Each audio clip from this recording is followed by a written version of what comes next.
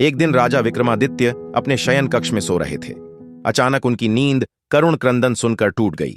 उन्होंने ध्यान लगाकर सुना तो रोने की आवाज नदी की तरफ से आ रही थी। कोई स्त्री बिलख बिलख कर रो रही थी। उन्होंने तुरंत राज परिधान पहना, कमर में तलवार बांधी और आवाज की दिशा में बढ़ चले। राजा जंगल के भीतर बढ़े। अचानक उन्होंने झाड़ियों में एक स्त्री को बिलखते देखा। उन्होंने उस स्त्री से रोने का कारण पूछा। स्त्री ने कहा, मैं कई लोगों को अपनी व्यथा सुना चुकी हूं, मगर कोई मेरी सहायता करने को तैयार नहीं। राजा ने उसे विश्वास दिलाया, मैं तुम्हारी सहायता करने का हर संभव प्रयास करूंगा।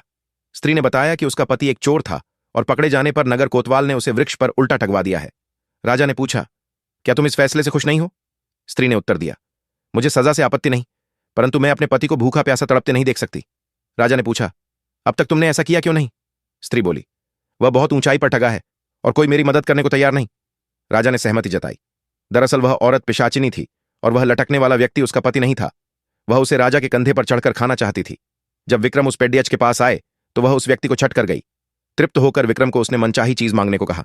राजा ने कहा, यदि तुम मुझे कुछ देना चाहती हो तो मेरी प्रजा के लिए अन्नपूर्णा प्रदान करो, जिससे कोई भूखा न रहे। पिशाचिनी ने कहा, अन्नपूर्णा में नहीं, मेरी बहन दे सकती है।